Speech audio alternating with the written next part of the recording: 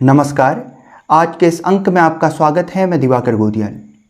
आज हम बात करेंगे इंडिया गठबंधन को लेकर।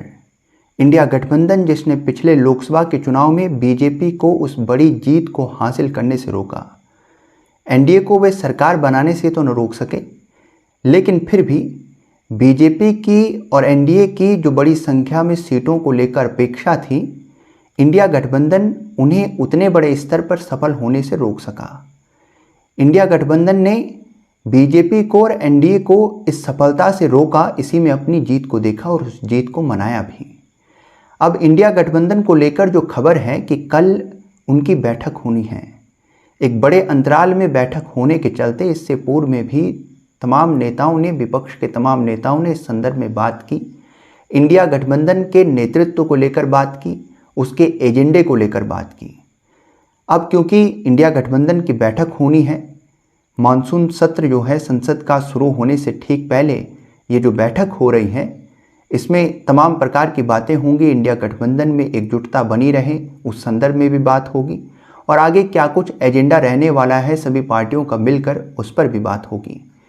लेकिन यहाँ इंडिया गठबंधन में जो फूट है वो स्पष्ट तौर से दिखने लगी हैं। इंडिया गठबंधन की कुछ मजबूत पार्टियां अपने पैर इस गठबंधन से पीछे खींच रही हैं। और इसमें अगर हम बात करें आम आदमी पार्टी की, इसमें अगर हम बात करें टीएमसी की, जो खुलकर ये कहें कि कुछ दूरी अपनी बना रहे हैं इंडिया गठबंधन से। हालांकि संसद में उनका कहना है कि हम एकजुट ही रहेंगे और एक साथ मिलकर सत्ता पक्ष का विरोध करेंगे और उसी प्रकार से अपने एजेंडे को आगे बढ़ाएंगे। लेकिन ये दिख रहा है कि नेतृत्व की जो कमजोरी है वो स्पष्ट हो रही है इस समय पर इंडिया गठबंधन में, और इसके चलते जो खामियां हैं, जो स्थिति है, वो इंडिया गठबंधन की एकजुटता को लेकर बड़े सवाल पैदा कर रही हैं। इसे लेकर संजय सिंह, जो कि बड़े नेता हैं आम आदमी पार्टी के, उनके द्वारा बयान रखा गया कि इंडिया गठबंधन केवल लोकसभा चुनाव को लेकर था। अब इससे बात स्पष्ट हो गई कि आम आदमी पार्टी के बोल कुछ समय से लगातार ही इंडिया गठबंधन के, कांग्रेस पार्टी के लगातार यूं कहें कि पक्ष में बिल्कुल भी नहीं है। और उन्होंने तमाम अलग अलग चुनाव में, चाहे पंजाब की बात हो, गुजरात के उपचुनाव की बात हो, उन्होंने कांग्रेस के विरुद्ध एक मोर्चा खोल दिया है और सीधी तौर से कांग्रेस के विरोध में वे चुनाव लड़ने के लिए तैयार हैं। यही बात वे बिहार के चुनाव को लेकर भी कर रहे हैं। तो इंडिया गठबंधन की यहाँ जो कमजोरी है वो बन गई है अब आम आदमी पार्टी और तृणमूल कांग्रेस। कल के जो बैठक है इसमें आम आदमी पार्टी और तृणमूल कांग्रेस दोनों ही उपस्थित नहीं होने वाले हैं, ये बात पे स्पष्ट हो गई है।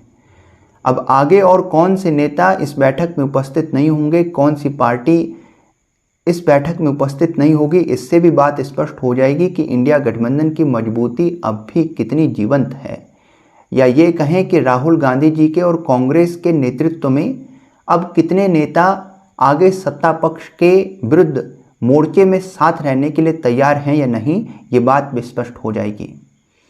सत्ता के विरुद्ध खड़ा होना एक बात है, लेकिन यहाँ इंडिया गठबंधन के भीतर की राजनीति ही नहीं सुलझ पा रही है।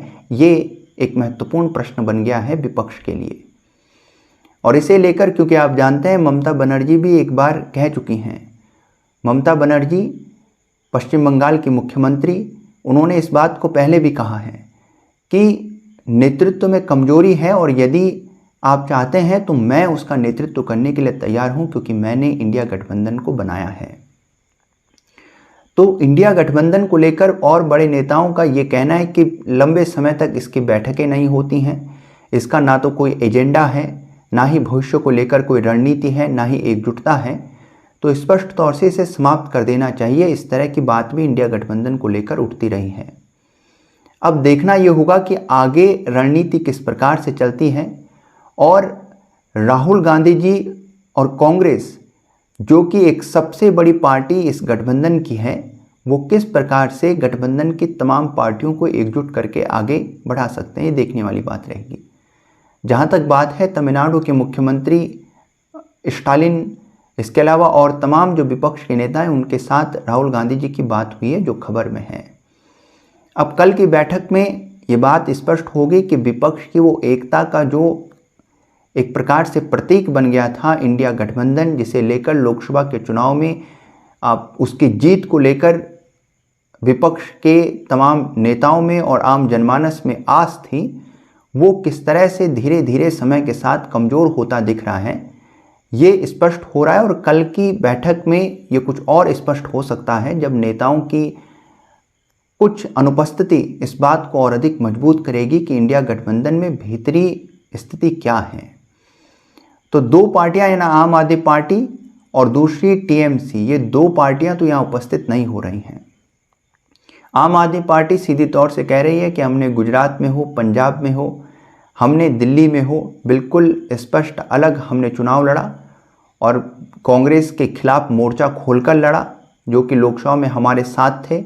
अब हम बिहार में भी इसी प्रकार से चुनाव लड़ेंगे। उनका सीधा सीधा जो है स्पष्ट बयान है। अब देखना ये होगा कि इंडिया गठबंधन को नेतृत्व के लिए क्या वास्तव में किसी और अन्य नेता के अंतर्गत आने की आवश्यकता है? क्या ये उसी के लिए जद्दोजहद है? क्या आम आदमी पार्टी अब कांग्रेस को सीधे सीधे चुनौती देकर ये स्पष्ट करना चाहती है कि इंडिया गठबंधन में नेतृत्व की भूमिका में उसे होना चाहिए? शायद अभी नहीं, लेकिन आने वाले बिहार, पश्चिम बंगाल और अन्य राज्यों के लोकसभा चुनाव के बाद जहां वे अपने आप को सिद्ध करें। पश्चिम बंगाल की मुख्यमंत्री ममता बनर्जी जी का भी कुछ इसी प्रकार से प्रयास है। तो निश्चित रूप से जो विपक्ष है उसका जो इंडिया गठबंधन है उसमें भी एक प्रकार से शीर्ष पर आने के लिए राजनीति है, और उस राजनीति का लाभ सीधे तौर से सत्ता पक्ष को या एनडीए को प्राप्त होता है। तो निश्चित रूप से ये स्पष्ट है कि क्योंकि आप जानते हैं कि बिहार के तेजस्वी यादव भी इस बात को स्पष्ट कर चुके हैं। उन्होंने भी ये बात कही है कि इंडिया गठबंधन लोकसभा के चुनाव के लिए था, और वो भी एक तरह से ये कहें कि एक विरोध के सुर उनके भी एक समय तक रहे हैं। तो अब देखना ये होगा कि वे भी इस पर किस प्रकार से सामने आते हैं। अखिलेश यादव जी हैं, उनकी स्थिति को भी देखना होगा। तो ये तमाम नेता हैं, बड़े नेता हैं, जो यहाँ पर कभी ना कभी इंडिया गठबंधन के नेतृत्व को लेकर और उसके एजेंडे को लेकर सवाल खड़ा कर चुके हैं। अब ये देखना होगा कि वे यहाँ पर किस तरह से अपनी भूमिका को स्पष्ट करते हैं और किस प्रकार की भूमिका में यहाँ उपस्थित होते हैं।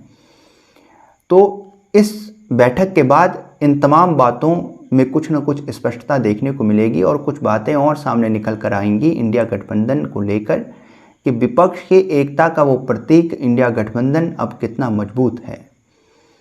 आपका इस संदर्भ में क्या सोचना है, क्या राय है?